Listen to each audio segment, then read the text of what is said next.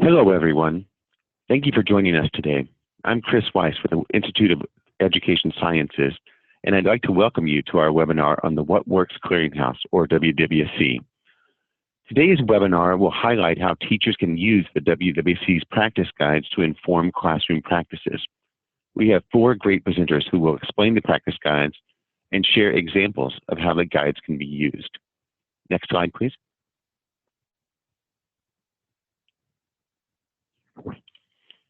On today's webinar, Bridget Thomas will explain what's included in a WWC practice guide and how practice guides are developed.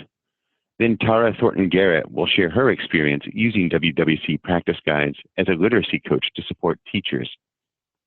Liz Davis will talk about the levels of evidence included in practice guides and how these align with the ESSA tiers of evidence. Finally, Rebecca Bates will walk through an example of how teachers can find and apply practice guides. Throughout the webinar, you can share questions with the presenters in the chat box, and we'll cover your questions during the Q&A sessions between presenters. Next slide, please. Before we get started, we wanted to share with you the goals for this webinar. We hope that you leave today with useful takeaways and a better understanding of the WWC practice guides. During this webinar, we'll share how the WWC practice guides can answer questions and inform classroom practice. We'll walk through specific features of the practice guides and explain how they complement other WWC and REL resources. And we'll explain how the practice guides align with the ESSA tiers of evidence. Thank you guys for being here today. And with that, I'll turn the webinar over to our first presenter, Bridget Thomas. Thank you, Chris. As we're getting started, we wanted to give you a bit more information about the Zoom platform. If you or your colleagues are not yet connected to audio, please click Join Audio in the toolbar. You then have the option to dial in or to listen through your computer audio. The chat box is available throughout the presentation, as Chris mentioned. You can use this function to introduce yourself, to ask a question, or to let us know about any technological issues that you may be having. For those who would like closed captioning, this option is available by clicking on Closed Caption. Finally, I did want to reiterate that we do have Q&A sessions after each section, as well as at the end of the presentation. So please feel free to submit your questions either during the presentation or at one of those times. Next. We wanted to begin by introducing the Works Clearinghouse, or WWC, as well as the practice guides. Next. The WWC reviews existing education research and provides educators with the information they need to make evidence-based decisions. The practice guides are one of the resources produced by the WWC. These guides are specifically designed to be useful to educators and to answer key questions about effective instructional practices. Next. The intent of the practice guides is to provide educators with the best available evidence and expertise on current challenges in education. They combine the knowledge of an expert panel with the findings of existing rigorous research and offer specific recommendations about important educational issues. Next. The practice guides are designed to be of particular use to educators. They can support your work and answer your questions across multiple academic subjects, including reading, mathematics, writing, and science. Your questions related to policy issues, such as student behavior, charter schools, dropout, or out-of-school programs. Your questions across varied academic levels, from early childhood to post-secondary education, as well as your questions about different student populations, including English language learners and students with disabilities. Next. The practice guides cover many different content areas. As of this webinar, there are 23 practice guides, which include 4 related to early childhood education, 9 focused on elementary or middle school education, 6 featuring secondary education, 1 related to post-secondary, 8 that focus on writing and language arts, and 6 focused on mathematics. I should note that many of the guides do fall into more than one of these categories, as you may have noticed based on those numbers. Next. In each practice guide, you will find a summary of the current and relevant research on that topic, a discussion of particular practices that are supported by the research evidence, key examples that demonstrate the concepts discussed. Next. as well as definitions of key terms and concepts that are related to the topic, specific recommendations for addressing these educational issues, and a system of evidence levels aligned with each recommendation. And we will be discussing these evidence levels in more depth in a few minutes. Okay. You may be wondering how the practice guides are developed. The WWC brings together a panel of experts on that topic to review the research and share their expertise. The WWC then works with this panel to develop a set of recommendations, and the panel rates the level of research evidence that supports each recommendation. Next. Along with this webinar, we wanted to let you know about another resource that has recently been developed by the WWC. This companion infographic summarizes the information in this webinar about how the practice guides can help inform teacher practice. We invite you to use this infographic to complement the information provided today, as well as to share this infographic with your colleagues. It is available at the link on the slide, which we will also share directly with all of you. And now I will hand things over to our next presenter, Tara Thornton-Garrett. Hello. Today I will talk to you about how we use the practice guides to guide instruction on the school level. Next.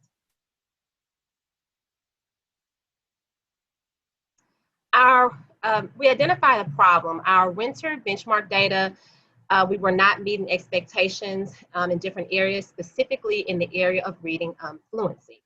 Next. So in order to decide which practice guide would be best to guide our instructional moves, we wanted to make sure we asked the right questions and we did an analysis of the data. We noticed that some grade levels were exceeding the expected growth, and then we also noticed that some grade levels were not. And we wanted to find out what was the data telling us, and what were the practices that would be most effective in developing reading fluency. Next.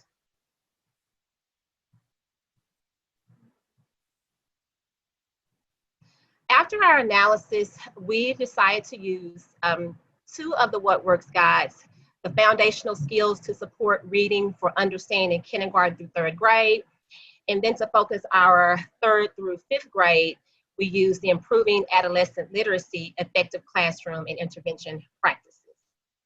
Next. After deciding which practice guides would be most effective to meet our goals, we use the practice guides during grade level teams, and individual grade level teams develop action plans based on the recommendations of the What Works guides.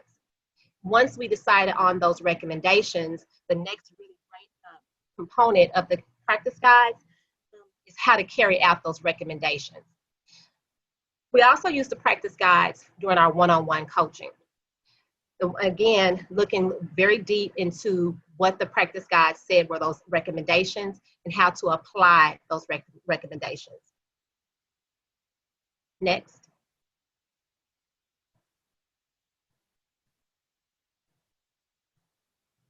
So, hi everyone. Yes, so hi, now, everyone. Okay, any question and answers? Sure.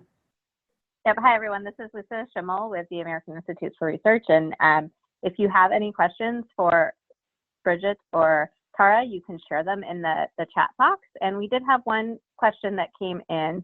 And if you are working in a school or district where perhaps there isn't a lot of support yet that has been generated for using the practice guides, what recommendations would you have for teachers working in those schools to either individually make use of those practice guides or to generate more support in their school or district to use them? So if you have an example of how you kind of got the buy-in with staff to use the practice guides, I think that would be really helpful.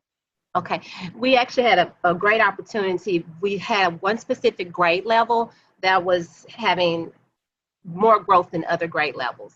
And we were able to connect that teacher actions to recommendations in the What Works guide.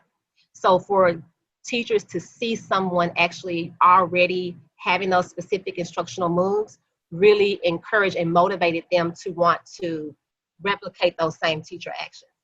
So seeing that the recommendations were actually working was great motivation for teachers. And then once they saw the recommendation was working, really looking at how to carry out the recommendation. And in our grade level teams, we combined those grade levels so that it was the first grade level that was performing very well in the area of fluency. So we combined those grade level teams, and they were able to walk through the recommendation on how to carry it out by also talking directly to a teacher who was already effectively carrying out that recommendation. So getting buy-in from a peer really helped to see that the research is really working.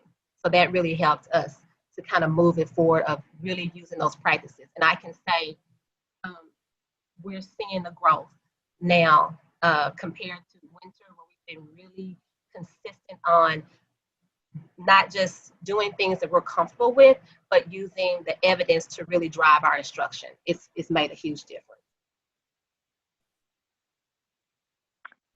Thank you. Yeah, that example is really helpful. We had another question come in related to kind of just the process you use, which you talked about some in your response already, but like, for example, before the grade level team meetings, did you ask that you know, all of the teachers read the practice guides in advance? Were there certain kind of prep activities they were engaged in, and kind of how what were kind of the checks and balances and checks on progress throughout the process? So our first step was we have a list from that we're expected to carry out to be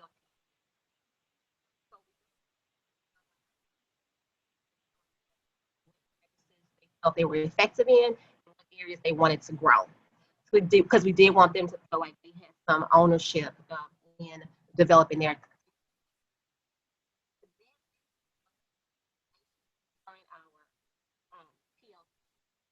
Teachers were definitely reading. We went through one recommendation at a time. So they would read the recommendation in advance, and we spent a lot of time during our PLCs and one-on-one coaching on the carrying out piece of the recommendation. So we wanted to make sure teachers were front-loaded with what that recommendation was and the evidence behind it, and then we were better prepared or could use our time to develop an action plan around how to carry out the recommendation.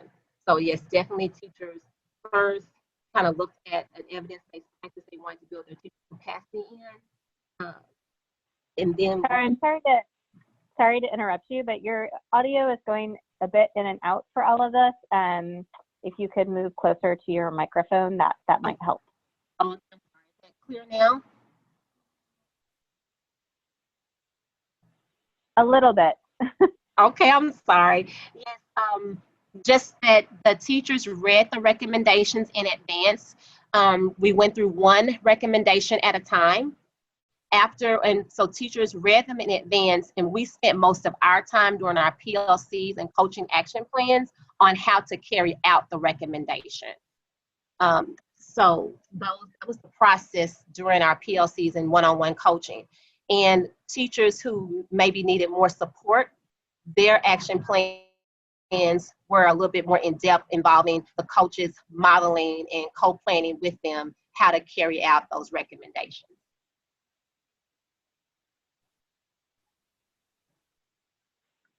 Great, thank you. That was really helpful. I think that those were the questions that we had come in, so we are ready to move on to the next section.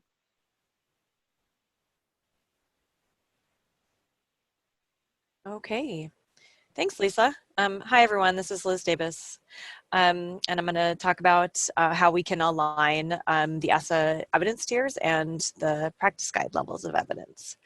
So under ESSA, schools that are identified for comprehensive and targeted intervention supports are eligible to receive Title I funding.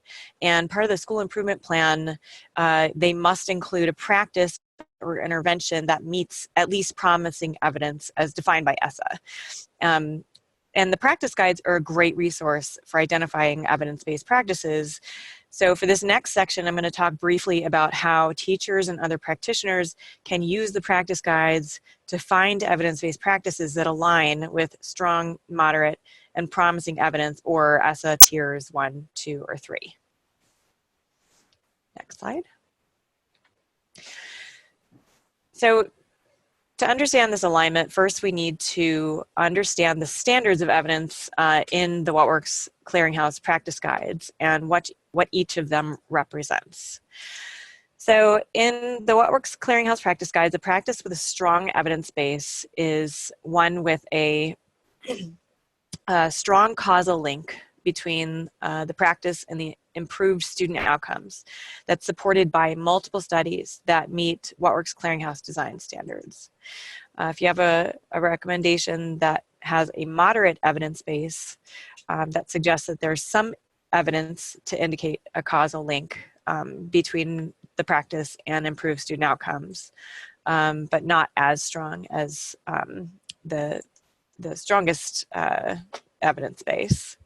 And then there is recommendations with a minimal evidence base, which is basically there is a link between the practice and improved student outcomes, which is not necessarily causal. It's supported by at least one study that meets Works Clearinghouse standards. Usually when a practice gets a recommendation with minimal evidence, that could mean that it's difficult to study using an experimental design, or there's just not enough research. Researchers haven't studied it enough yet, or there's weak or conflicting evidence of effectiveness. So there's some overlap in terminology here between the practice guides and the ESSA evidence tiers, which can be confusing, but aligning them is actually pretty simple. So there are really just two things you need to know to align the practice guide recommendations with the ESSA tiers. So first, you need to know what standards version was used to create the practice guide. So for findings to be rated as ESSA tiers 1 or 2, the studies need to have been reviewed under Works Clearinghouse standards 2.1 or higher. So these standards versions, 2.1, they were released in September of 2011. So any practice guides that were released after September of 2011 will check that box. And I believe there are 8 or 9, 9 practice guides to date that fall under that criteria. And the second thing that you're going to need to know is your school or district's context in terms of the student population in the school setting, and whether that context aligns with the sample and setting that are used to determine the practice guide recommendations. So there's 2 places in the practice guides that you can find this information. First, each practice guide recommendation has, and Bridget alluded to this earlier, they have a section on a summary of the evidence base. In this section, the authors describe the studies that were reviewed for that practice.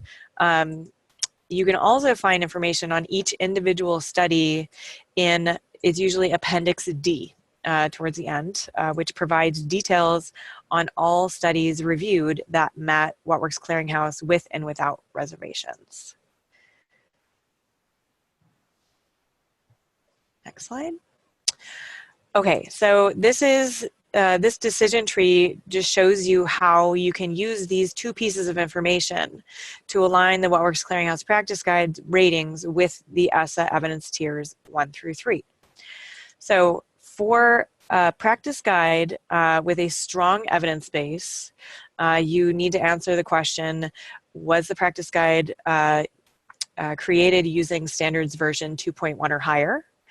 And if it's yes, if the answer is yes, you can look at your school or district's context to overlap the population and setting of your students and schools with that of the studies that were used to make the recommendation. So if both of those questions or both of the answers to those questions are yes, then that practice can, for your context, meet tier 1 or strong evidence under ESSA. If you have a recommendation that came from the practice guide version 2.1, and it's only the population, either the population or the setting that overlaps, that practice would meet tier 2 for that context.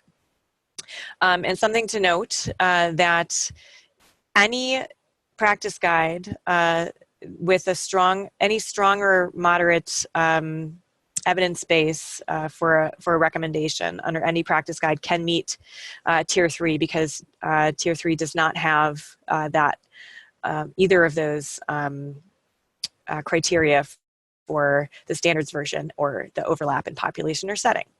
And then just one thing to note, that the minimal evidence base does not align with tiers 1 through 3. But it might align with tier 4, but that's a different webinar. Next slide. Okay, so to find a practice guide, you can click on the menu icon at the top of the screen on our homepage. On the green menu bar to the left, you'll find practice guides under search publications. And then, as Bridget mentioned at the beginning of this webinar, the Works Clearinghouse has 23 practice guides available to date. To narrow your search, there's a drop-down list by topic area, such as mathematics or English learners. And you can also use keywords in the search bar to the left.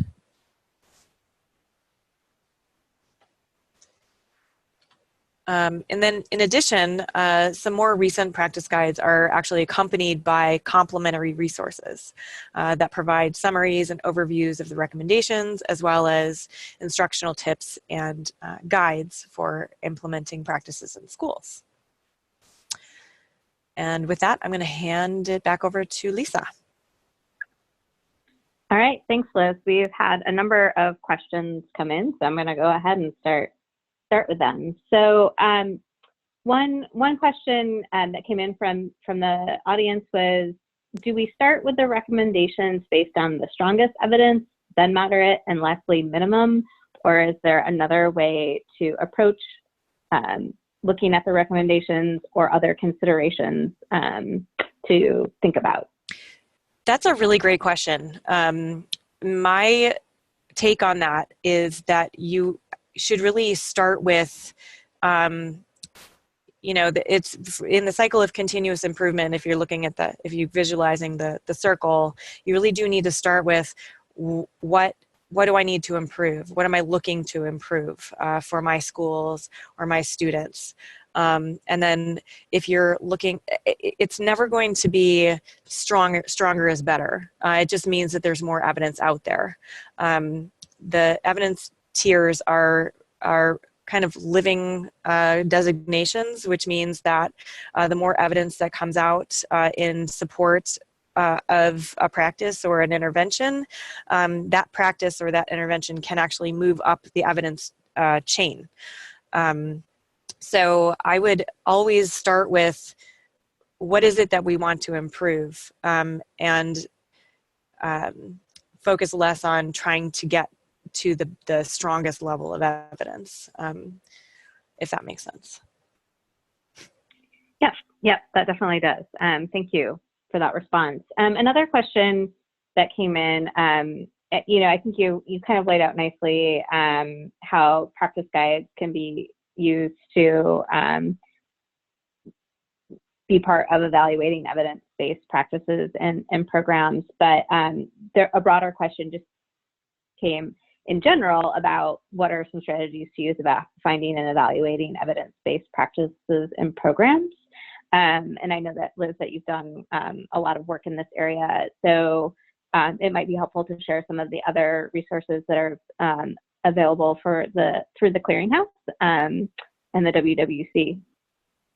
Yes, it's a great opportunity to showcase that. So we have added ESSA tiers 1 and 2 to select findings from studies on the Clearinghouse website that have been reviewed under standards version 2.1 and higher. So you'll find those in the reviews of individual studies databases, as well as the data from individual studies database. There's a really great filter function that's new that can help you to really pinpoint findings and studies that meet ESSA tiers 1 and 2. And other resources that are available, do you want me to go into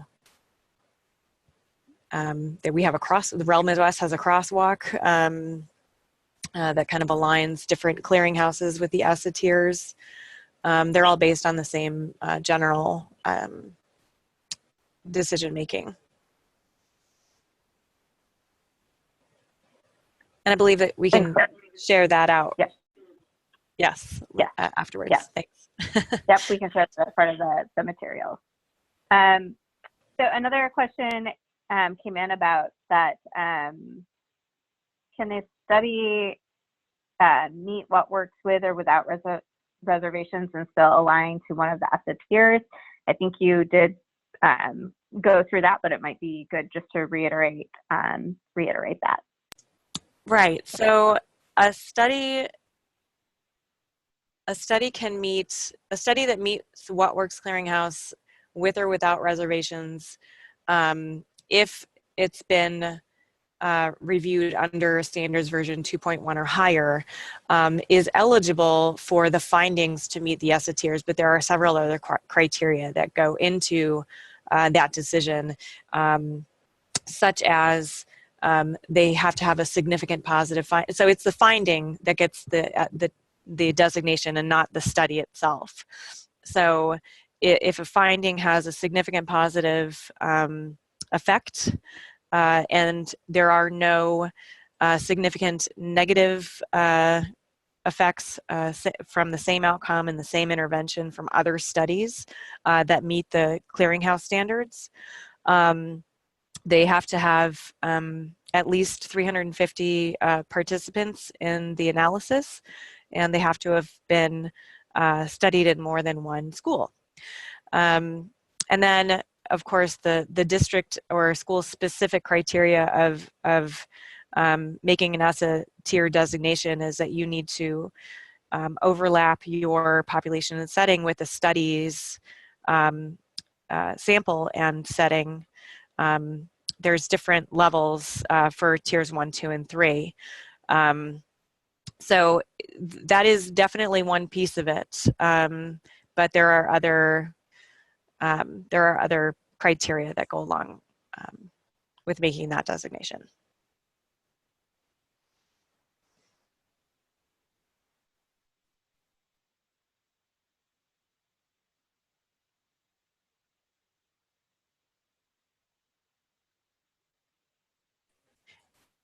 Are there any other questions? Sorry about that, Liz. I was not unmuted. I was talking but had neglected to unmute myself. There was a question that came in asking if single case designs were included as part of this. So there's not a lot on there, but there single case designs can meet the standards. There are, and Chris, I guess you can correct me if I'm wrong, but there are actually specific standards, kind of a different set of standards that are used for single case designs, and there are also different set of standards used for regression discontinuity designs. But each of those, if they can meet the What Works Clearinghouse standards, they can be eligible at least for their findings to meet ESSA tiers 1 and 2.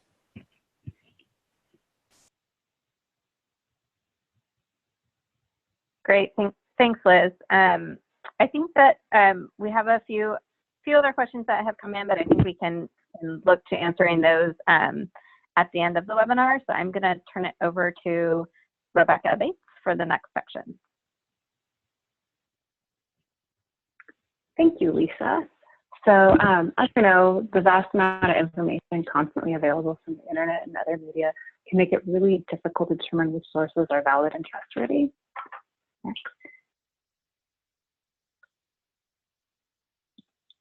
Next slide. And practice guides provide that valid and trustworthy source.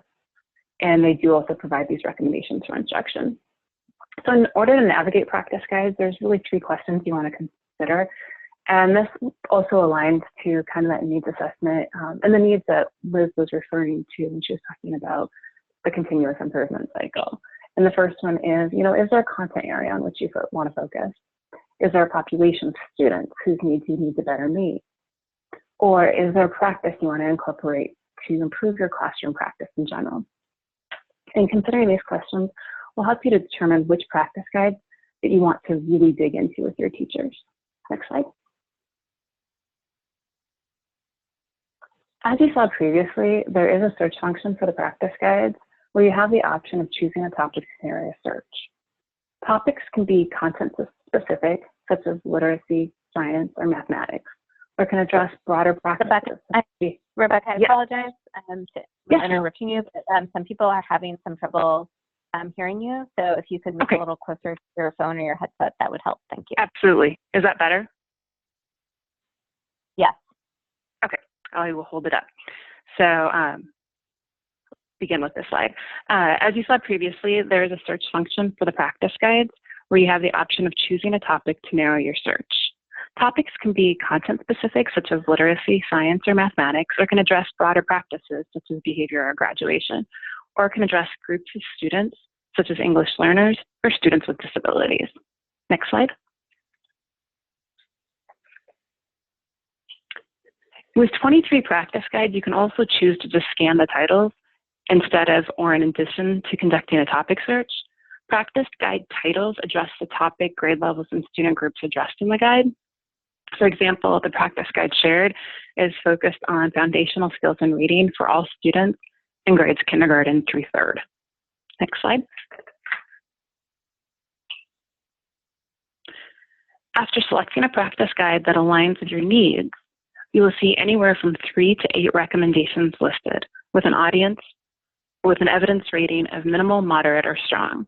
And Liz went into a lot more detail on what these evidence ratings mean. And you can also click on the evidence level within the site for a quick definition of that level. At this point, a high-level description of the recommendation is also provided. You'll also notice in the summary above the ratings, the audience for the guide is identified, and any companion practice guides are also listed.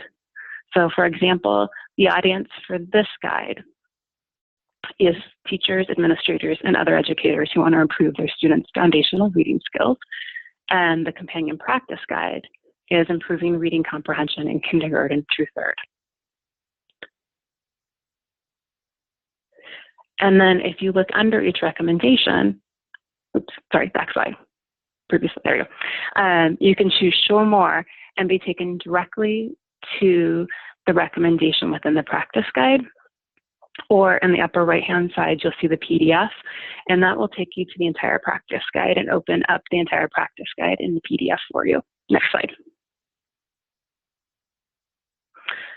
When you open the recommendation, each recommendation begins with a summary of evidence, which provides a brief overview of what experts found in the research. The practice guide then provides specific suggestions to carry out the recommendation. These are actionable statements that illustrate the how of the recommendation and really get at the instruction or practices needed to implement the recommendation. Not only does the practice guide articulate what to do, it also provides advice on how to overcome typical obstacles you may face when implementing the recommendation. Next slide. And practice guides are very useful for a number of purposes. A teacher can use a practice guide independently to better her practice. Practice guides can be used by coaches or PLCs to support the implementation of practices for a group of teachers. They can be used in conjunction with curriculum development to ensure practices and programs align to the recommendations of experts in research. They can be used as research, as a starting place to look for evidence-based practices for ESSA. Next slide. Recently, in my work with a state education agency, we reviewed all of the recommendations listed in all of the practice guides to determine practices that cross multiple content areas. The end goal of this work is to begin a list of evidence-based practices for schools and districts to review and consider for improving core instruction that can meet more than one content area. The work's really challenged us to dig into the needs of teachers and to consider how practice guides provide necessary support. And next slide. So Lisa, back to you. All right, thanks for that, Rebecca. We've had a couple of questions come in that we think are appropriate, Chris, for you to answer. So one question was related to searching the website, the WWC website, looking at K-12 technology and noticing that most of what was coming up was from 2000 or earlier, and having some concerns that that might be obsolete at that time, and wondering if there would be newer resources reviewed in the near future. It's quite possible, yeah. I'd want to know more about the particulars of what our participant was seeing, and I'm seeing the question as posed, but perhaps we could, I can be in touch and we can have a conversation offline about this.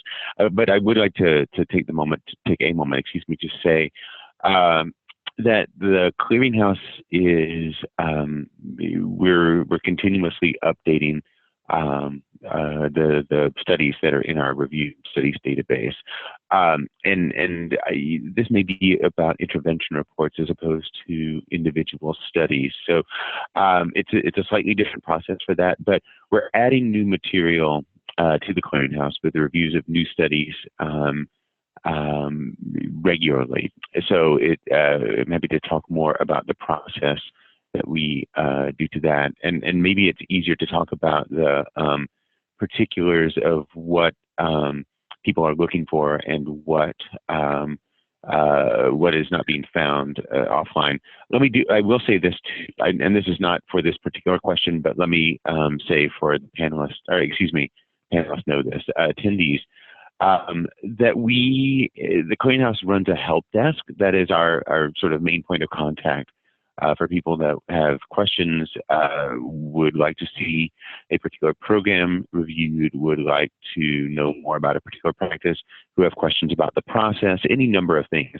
And it's our goal to be very responsive to this. So even after today, after this webinar is over, if there are things that you'd like to see, if there are things that would benefit you in your practice that you're not seeing there, please do let us know. So let me follow up with particular about this question, and then, do please for everyone, please do be in touch if there are things that we can do that would benefit your practice or district or whatever the condition may be. Okay, thanks for that, Chris. And kind of in the similar vein, there were questions about if the older practice guides will be updated, and in what topic areas are forthcoming for practice guides. Sure. The answer to the first is yes, that we do update practice guides. In fact, we have one underway at present that is an update of a previous one. I'm going to be a little bit I'll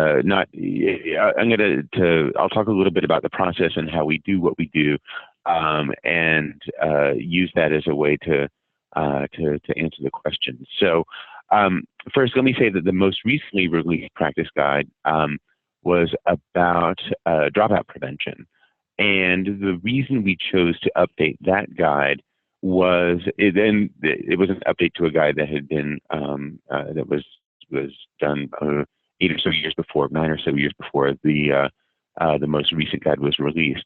The reason for the update was that there had been such change in schools in terms of the data that principals and teachers and counselors and other administrators had access to, that it was possible to, and much more straightforward and a useful task to implement early monitoring and early warning systems.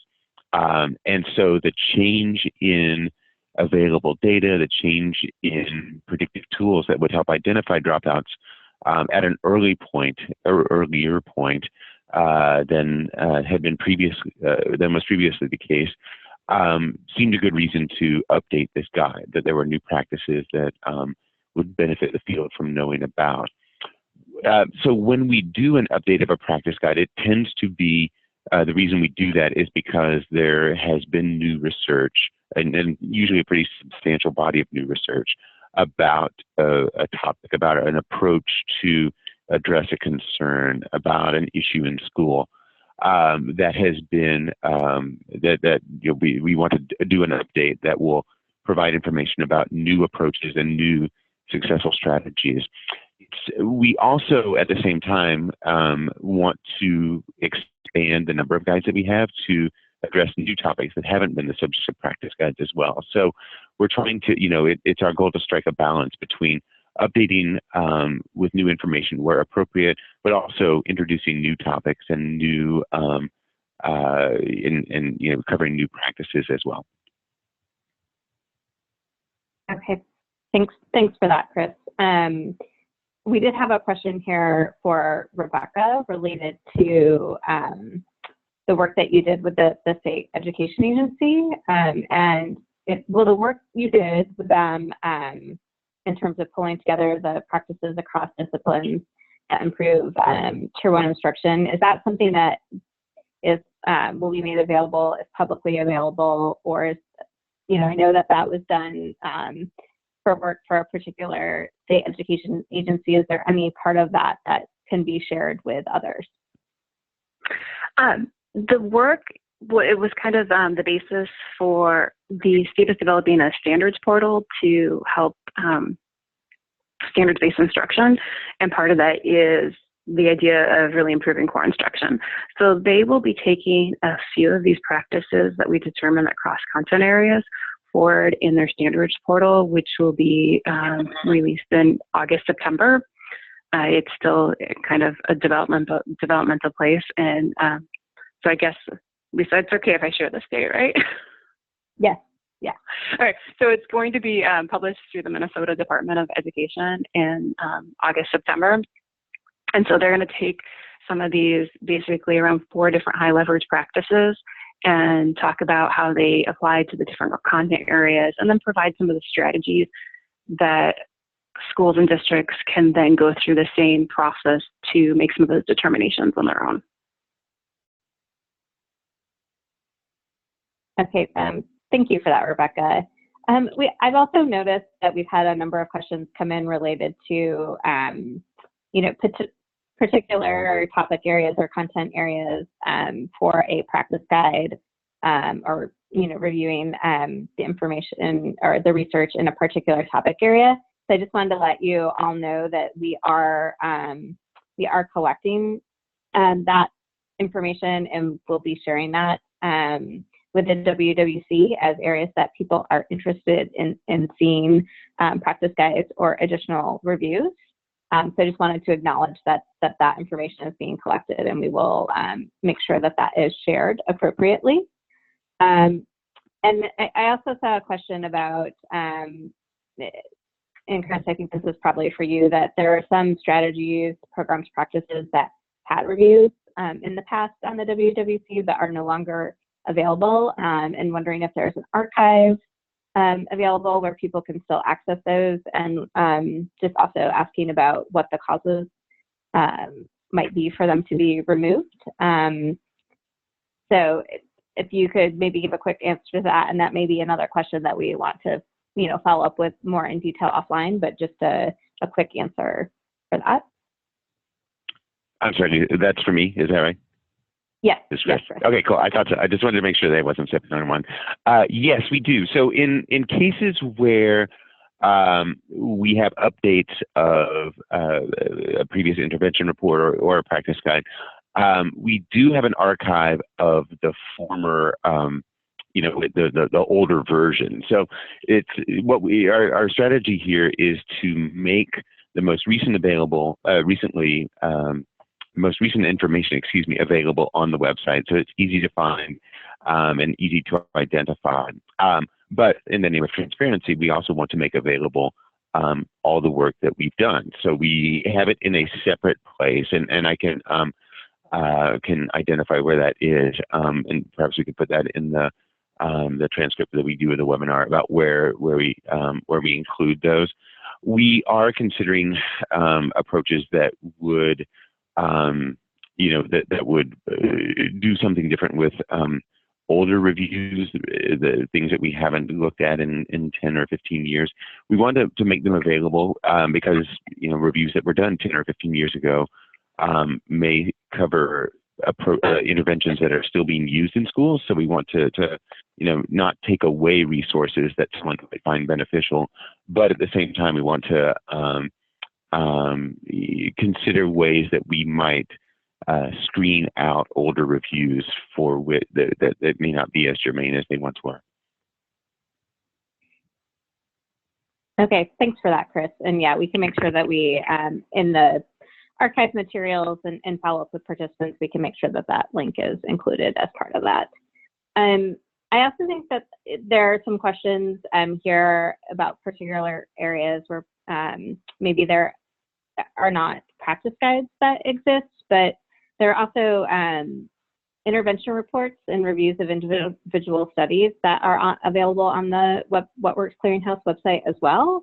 And on the homepage, if you go to whatworks.ed.gov, you will see that there is a Find What Works tool that allows you to search many different topics and lets you search by, you know, context, particular student populations that you might find useful, and you may find some of that information you're looking for there. If there isn't an existing practice guide, the practice guides really bring together a group of panelists that represent both researchers and practitioners to look at a particular area, look at the existing research as well as look at promising practices in that particular topic, and produce this very practical guide on recommendations and you know, as mentioned, the obstacles and challenges you may face in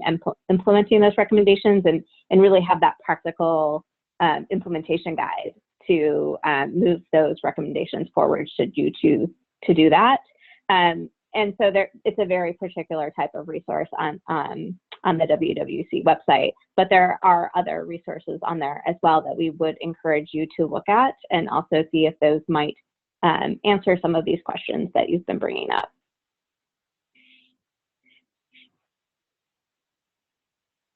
So with that, I believe I do not see any other questions that have come in through the chat.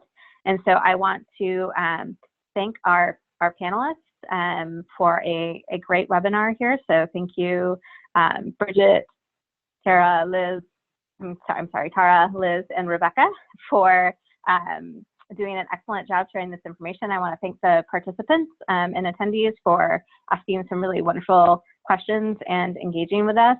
As I mentioned, we will be sending an email out to all registrants once the archived materials are available, so please be on the lookout for that. In the meantime, if you have any questions that are still lingering that you would like us to answer, you can use the content information from the webinar registration to follow up with us. Thank you, everybody.